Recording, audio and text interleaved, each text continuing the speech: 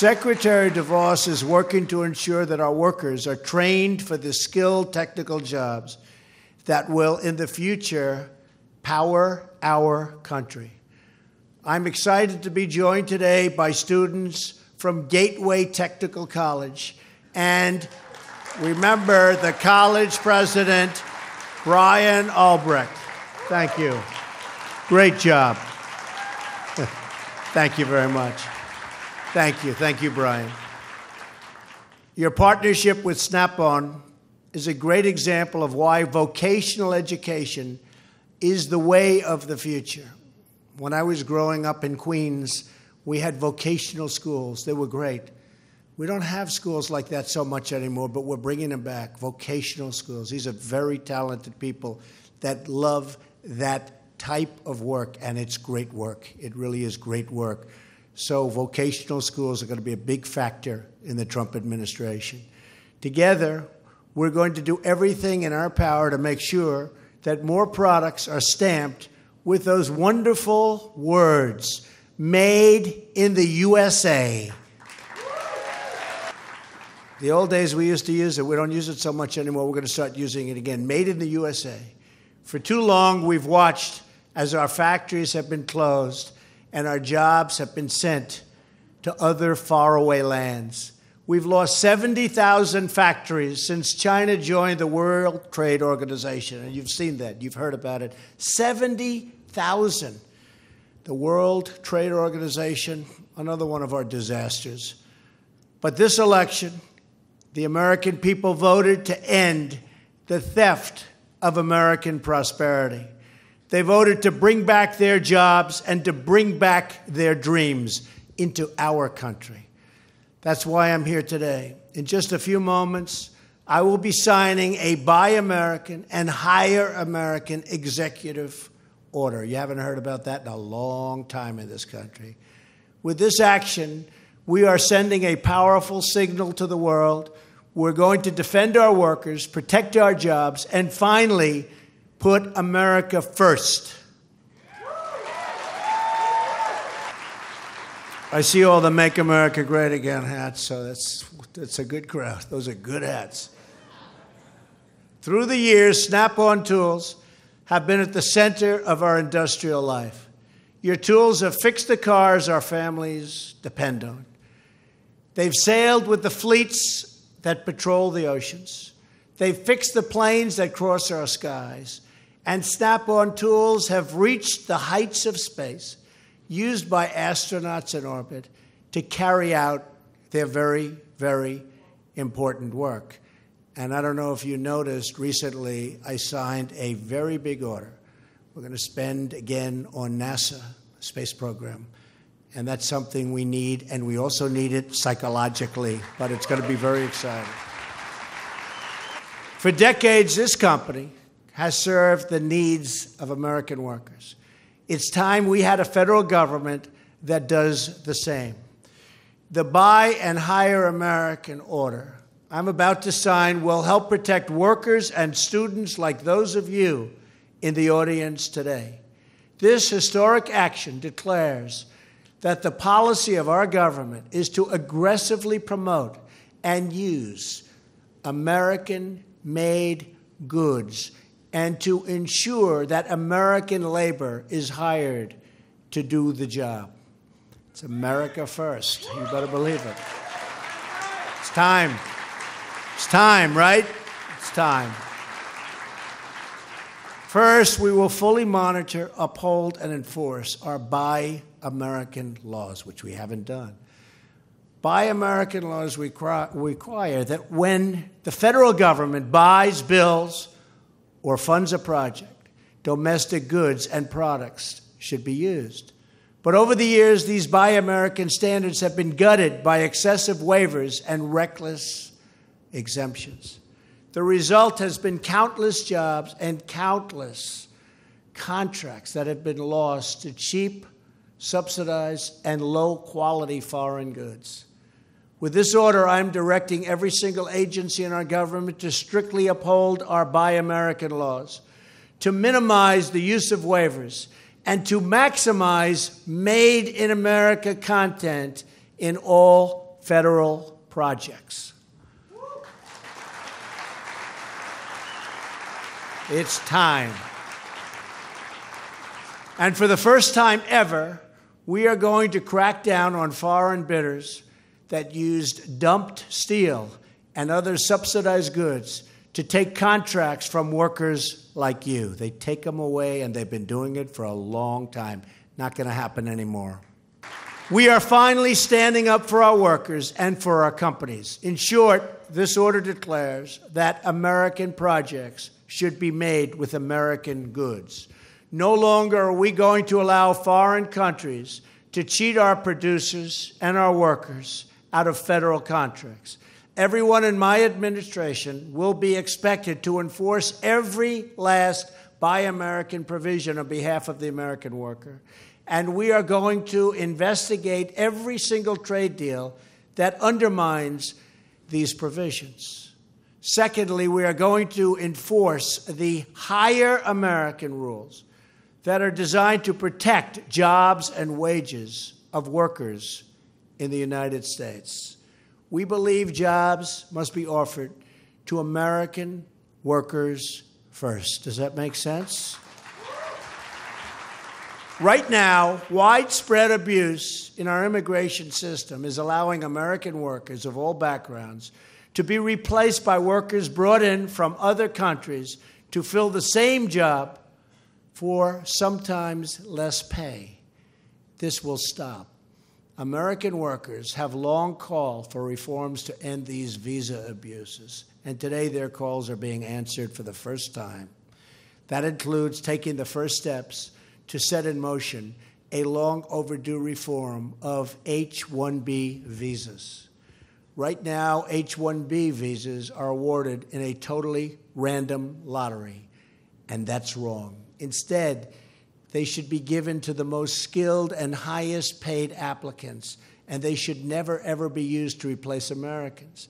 No one can compete with American workers when they are given a fair and level playing field, which has not happened for decades.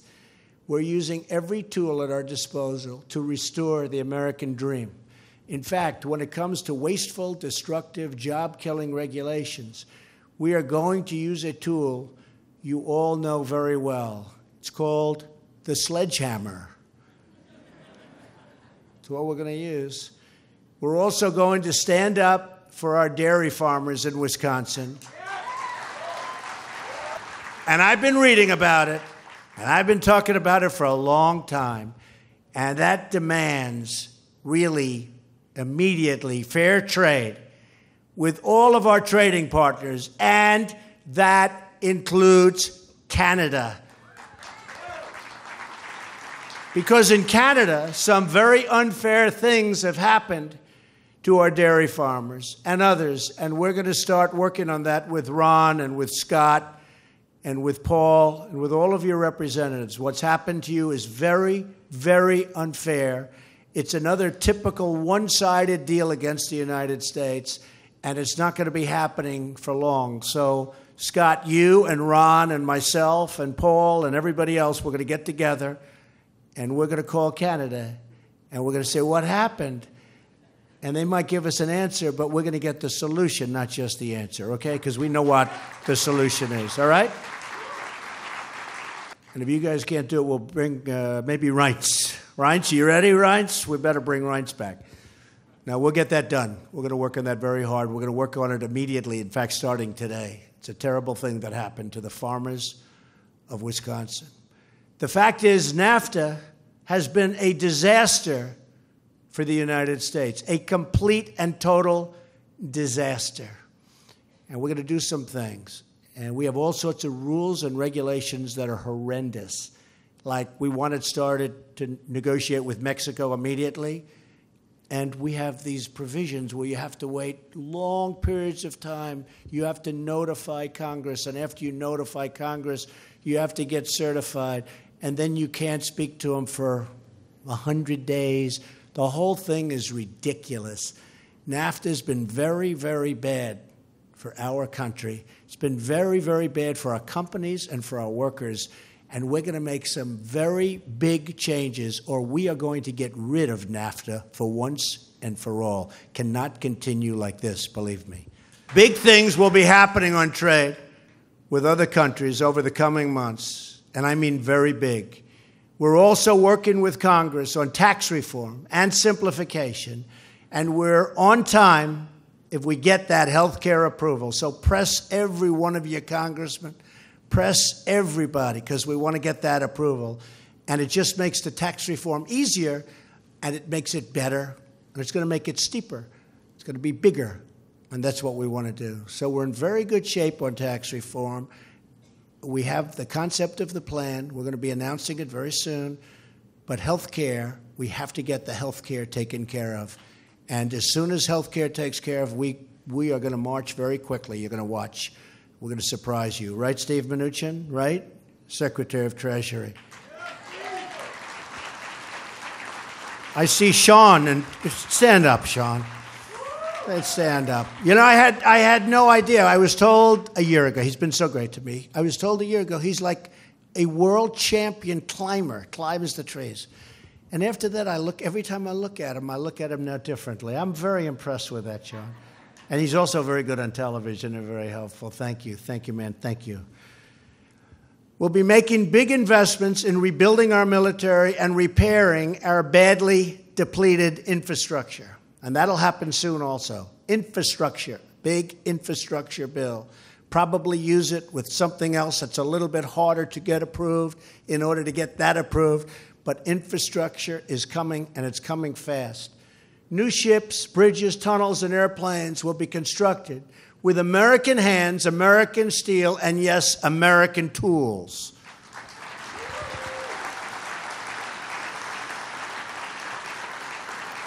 As we work to restore the American dream at home, we're also working to restore America's standing abroad. That means strengthening our partnerships and ensuring that our friends and allies pay their fair share. And that very much includes, as I've already said in my little statement to Paul, it also includes the NATO companies and countries. They are really sort of letting us down in that one respect. And we don't want people taking advantage of the United States, and that's not going to happen for very much longer. I'm going over there very soon, and we're going to have it, and everybody's going to be paying, and we're going to be a much happier country. We're going to be a much happier world. No matter the circumstances, everyone will know we act from this core conviction that America's strength must be unmatched, and its first priority, unquestioned, the safety and security of our citizens. This is the surest path to a more peaceful and prosperous world for us all.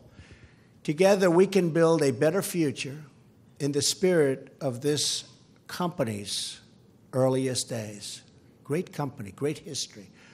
I recently learned that decades ago in the 1920s, when your salesman entered a dusty repair shop or stained, a nice, beautiful stained garage floor, which I've seen many of, he would find a spot to lay out a beautiful green felt mat. The people of the company know what that means.